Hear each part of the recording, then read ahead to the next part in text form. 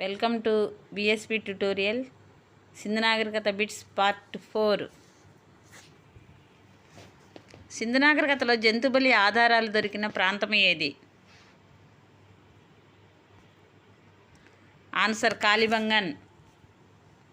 సింధు నాగరికత వాసులు సామూహికంగా హత్యకు గురయ్యారని అభిప్రాయం వెలిబుచ్చిన చరిత్రకారుడు ఎవరు? Answer Mortimer wheeler.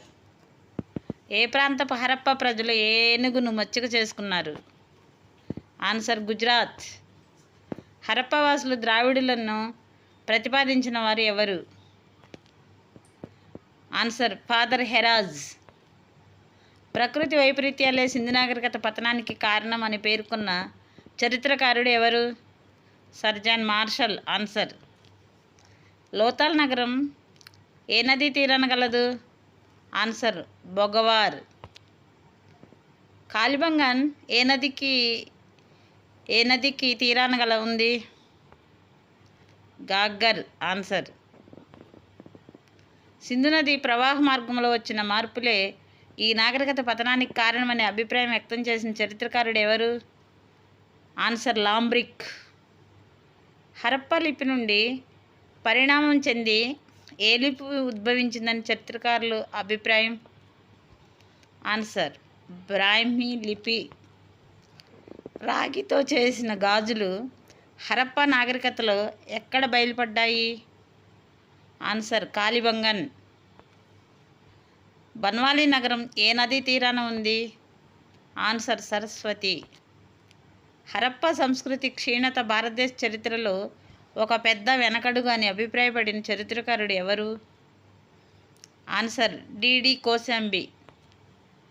సింధు నాగరికతలో విదేశీ వ్యాపారానికి కేంద్రమైన నగరం ఏది?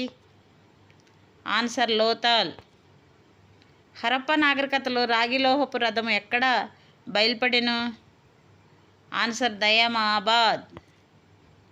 సింధు నాగరికతలో విస్తీర్ణం రీత్యా పెద్ద పట్టణం ఏది? ఆన్సర్ హరప్ప. ప్రస్తుత భారతదేశంలో గల సింధు నాగరికత పట్టణాలలో పెద్దది ఏది? ఆన్సర్ ధోలవీరా. ప్రపంచంలోనే మొట్టమొదటిసారిగా సింధు ప్రజలచే వాడబడిన లోహం ఏది? ఆన్సర్ వెండి. సింధు ప్రాంతమును సుమేరియా ప్రజలు ఏ పేరుతో పిలిచేవారు? ఆన్సర్ మెలూహా.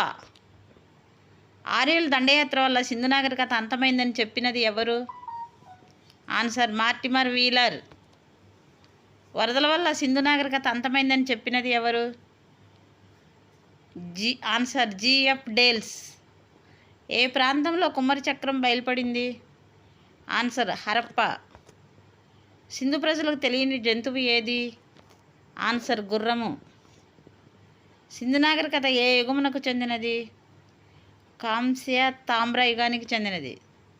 హరప్పలో కోటగోడలు ఎన్ని అడుగుల ఎత్తులో గలవు? ఆన్సర్ 40 నుండి 50 అడుగుల ఎత్తులో. సింధు నాగరికత ప్రజలకు ఎవరితో వాణిజ్య సంబంధాలు కలవు? ఆన్సర్ మెసొపొటేమియాలోని సుమేరియన్లతో.